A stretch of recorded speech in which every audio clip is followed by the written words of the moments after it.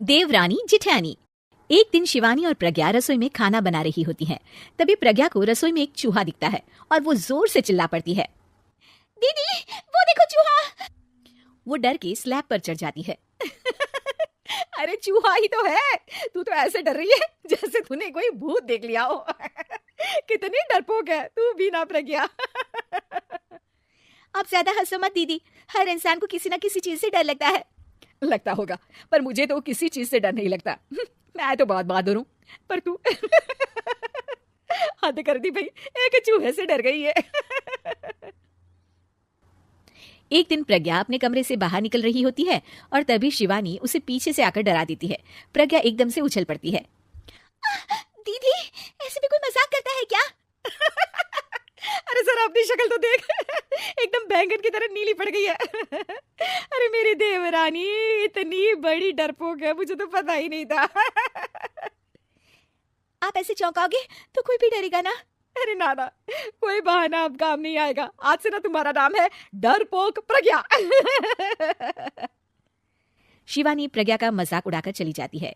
प्रज्ञा शिवानी की मजाक उड़ाने की आदत से परेशान हो जाती है। जब देखो मेरा मजाक उड़ाती रहती है, इनकी शिकायत तो मम्मी जैसे करनी ही पड़ेगी मुझे। प्रज्ञा अपनी सास के पास जाती है और उन्हें सारी बात बताती है कि किस तरह उसकी जिठानी उसके डर का मजाक उड़ाती है। ओहो, तो बड़ी बहू को बड़ा घमंड है अपनी बहादुरी पर। कोई नहीं, अभी उसका घमंड तोड़ देते हैं। मेरे पास एक तरकीब है छोटी बहू, एक काम कर तू। प्रज्ञा की सास उसे अपनी जिठानी को डराने का प्लान बताती है। ये तो बहुत अच्छा आइडिया है मम्मी जी, क्या बात है। आइडिया सुनकर लग रहा है कि आप अपने बचपन में काफी शरारती रही होंगी मम्मी जी। अब आएगा मजा मेरी बहादुर जिठानी जी को। प्रज्ञा अपनी जिठानी को डराने का एक प्लान बनाती है। रात में वो शिवानी के पास जाती है और कहती है, दीदी मुझे ना बहुत डर लग रहा है। क्या हुआ मेरी डरपोक देवरानी? दीदी मैं छत पर गई ना तो मुझे ऐसा लगा कि कोई वहां है।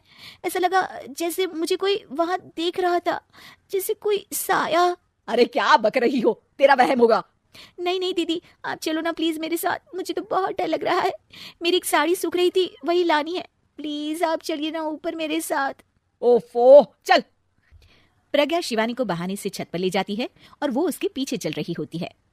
ले आ गए हम छत पर, कहाँ है भूत, दिखा, कहीं तो है नहीं। तभी प्रज्ञा चुपके से सीढ़ियों पर छुप जाती है और शिवानी छत पर अकेली रह जाती है। अरे प्रज्ञा कहाँ चली गई? प्रज्ञा एकदम से सीढ़ियों का दरवाजा बंद कर देती है। अब शिवानी को डर लगने लगता है। मैं नीचे चली जाती हूँ। लगता है प्रज्ञा भी नीचे ही चली गई है। तभी उसके सामने एक खुले बाल सफेद साड़ी में औरत खड़ी होती है। शिवानी उस औरत को देखकर डर जाती है। हाल तू जलाल तू भाई भला को टाल तू, हाल तू जलाल तू भाई भला को टाल तू।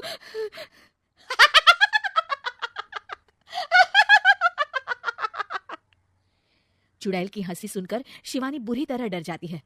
नहीं नहीं मुझे छोड़ दो, भगवान के लिए मुझे छोड़ दो। नहीं नहीं नहीं नहीं नहीं नहीं नहीं, मैं तुझे नहीं छोड़ूंगी, मैं तेरा खून पी जाऊंगी। तभी चुड़ैल की हंसी उसकी सास की हंसी में बदल जाती है। मम्मी जी, ये तो मम्मी जी की आवाज है।